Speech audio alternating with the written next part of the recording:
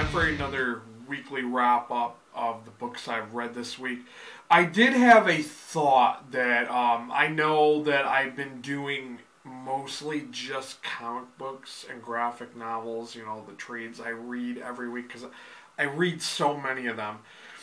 But I was thinking, would you guys want me to throw in, like, any books that I happen to finish reading the same week? I know that, like, I don't really do too many book reviews anymore, like book review videos. I just feel like I don't have the time to do them. But I could quickly, you know, throw in a book in a weekly wrap-up. I mean, if you guys want to know, like, what other books I'm reading besides the comics, graphic novels, let me know. Like, leave me a comment down below and let me know what you think about that. Well, anyways, this is a new week, new batch of books. So I just recently finished Batman and Robin Volume 4. This is Requiem for Damian. If you are kind of out of the loop, Damian Wayne was Bruce Wayne's son. He was tragically killed by his mother, Talia al Ghul, in this, like, operation to try to make Batman, just to drive Batman, like, insane. But it was, like, it was a really tragic event. I thought that Damian Wayne was one of the coolest Robins they ever had. They even had, like, future scenarios where he was going to become Batman and everything, and he was just so great of a character, and they killed him off. Well, anyways, Volume 4, Requiem for Damian, really just picks up from where they left off, where he's dead, and Batman's trying to cope with the loss of his son, and he doesn't know how to deal with it.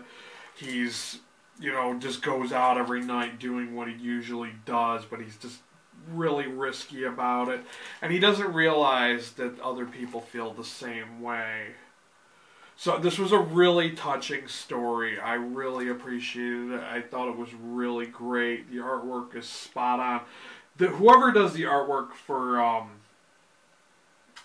this Batman Robin New 52 series, they're really good. They've had the same artist for a while now, and it's been great. Well, anyways, I rated this one 4 out of 5 stars. If you're into Batman, check this one out. I really enjoyed this. I thought it was a good. Next up we have The New York 5. This is written by Brian Wood, and I think it's drawn by Ryan Kelly. I do have to say, first thing first, this has beautiful, beautiful artwork. If you can see from the cover alone. Beautiful, beautiful artwork. This is a sequel to another book called The New York 4. I didn't realize that until after I'd already started reading this. But I don't think that would have mattered, because the book involves the story of 5 women. Well, there's 4 women who room together in a New York City apartment, and one of them is a homeless girl who, like, hangs out on their stoop and chats with them. She's the 5th person, I guess. Well, anyways, it's just your typical, like, teen girl drama. It's just, you know, about relationships and stuff like that. Relationship, you know? But yeah, so, like, I couldn't really get into this, and the fact, I'm surprised by the fact this is written by a man, because I wouldn't expect, not to be sexist or anything, but I would think that if it's going to be, like, girl type stuff, I would anticipate it would be written by a female author, but it's written by a guy, and it's just so blah. I rated this 2 out of 5 stars. If you're into, like, Sex and the City, that type of drama bullshit, then maybe you'll like this, but I couldn't stand it. But then again, the artwork was fabulous. Great, great artwork. After that, I picked up Johnny the Homicidal Maniac. This is the director's cut. The only reason I picked this up was because it was recommended to me by Goodreads. Goodreads, I don't know how you come up with your recommendations, but this is, like, something that's perfect for, like, an emo teenager. I couldn't get into it. I got, like, maybe a quarter into this book, and I'm like, what the hell am I reading? It looks like Invader Zim And the dialogue, this dude talks about killing people, killing himself, and it's just, I don't want to read something like this. No, why was this recommended to me? I have to admit, I honestly think this is garbage. If you're into this kind of thing, then hey, that's your thing, but this just isn't my thing. I really wouldn't recommend this to anyone because I really didn't like it. It's all black and white, and yeah. I didn't see anything positive about this book. I rated this one 1 out of 5 stars. If you've never heard of it, don't even bother wasting your time on that one. It's just not worth it. Next up we have Guardians of the Galaxy, Guardians Disassembled. This is volume 3. So far I'm really loving this series. So far it's been really good. It hasn't had any too slow points. This one provides a little bit of background on Groot, which I found interesting, and it gives a little bit more background on Rocket Raccoon.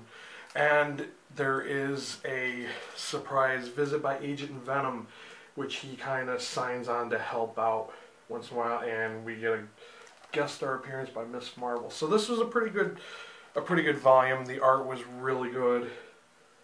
There was like a plot against the Guardians, and that's why they were disassembled. But it wasn't that long. It was temporary. So this was a great story. One that was not too long-winded, had just the right amount of action, adventure in it. And yeah, I loved it. So I rated this one 4 out of 5 stars on Goodreads. Definitely, if you like the movie, you should be checking out this book, because I think it's worth it. Okay, and the last book for this weekly wrap-up is Mind Management, The Futurist. This is volume 2. I can't think of how far back I read the first volume of Mind Management, but it was just an okay series. It wasn't really anything too exciting. Basically, it is a world organization who uses people who have these amazing abilities to control other people and events and stuff like that, to bend things to their will to make things happen that they want to happen for the agency. So of course it's got a lot of murder, mystery, and intrigue, you know, stuff like that. It's kind of like a crime, whodunit, spy type book. The pages are really thick, so it's not as long a read as it looks. The artwork is, it's okay, it's pretty average, and it's written by somebody named Matt Kint. I think he does the artwork too. Well, anyways, I was hoping this would get better than the first volume, because the first volume was just okay, you know, it was just kind of average. But this one was just about the same, so I rated this one 3 out of 5 stars, like I did the first volume. So that is my weekly wrap-up for this following week. If you've read any of these, let me know down below. Questions, comments. If you have any recommendations, you know, feel free to drop me a rec down below. I'm always looking to check out new books. That's all I got for you. Thanks for watching, and until next time, later guys.